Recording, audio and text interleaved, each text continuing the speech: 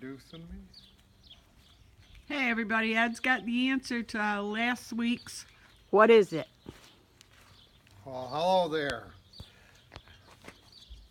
Probably everybody notices I'm back in winter garb, mainly because I think it was Monday. Vermont's just behind me about a mile, the Vermont border, and there was snow right up here. Came down on a few different cars, so I had to get back into storage and get out some of my winter clothes. You're an idiot. I know I am, but you are just a little story for everybody. You're actually a Vermonter. My beautiful wife came from a little town just the other side of Bennington, which I call Wolford. And in Wolford, you've got two seasons. You've got July and winter. And if you visit in July, make sure you remember, if you're under 80 pounds, that you tie yourself down, because them skeeters are big enough to carry you away.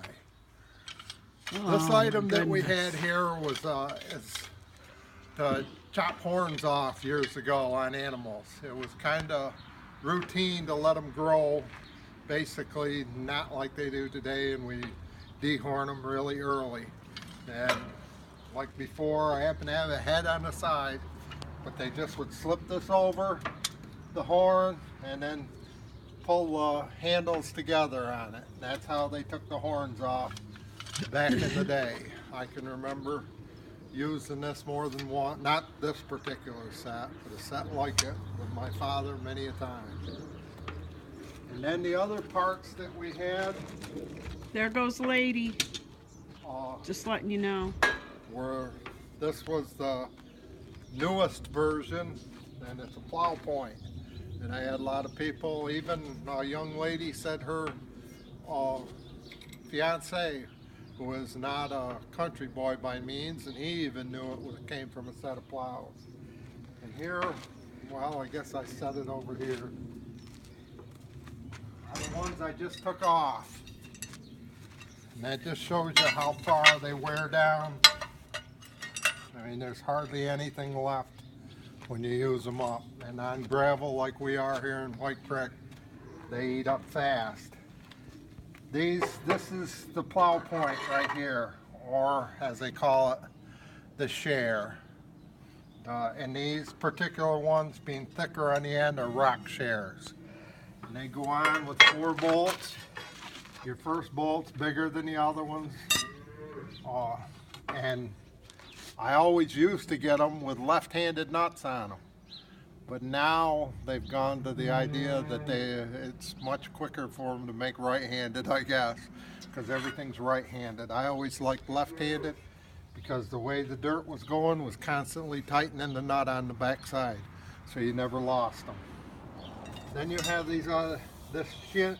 This is what they call the shin piece that goes on. I changed them at the same time when I changed these points, and this is the mow board. This is basically the same thing that was developed way back when, well, the one-bottom plow. And I always got a kick out of plows because they have funny names for a lot of the parts. This here is what is called the frog. This is basically hooked on in behind this, and everything hooks to it.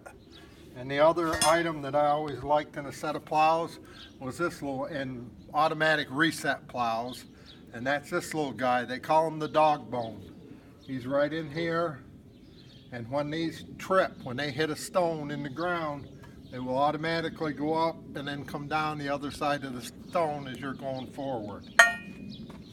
And the original plows that I started plowing with did not have this automatic reset mechanism.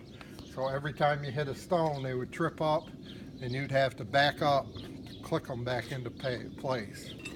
Well, that's basically just some of the points on a plow. There's a lot of other things, but it just shows you that the original one that they started way back when behind a horse, it's the same basic principle still today. Well, you have a good one, everybody, and we'll see you in a couple days with something else out of the shop. I'm going to put it my 2 cents, too. Ed is a right-handed nut. Bye, everybody.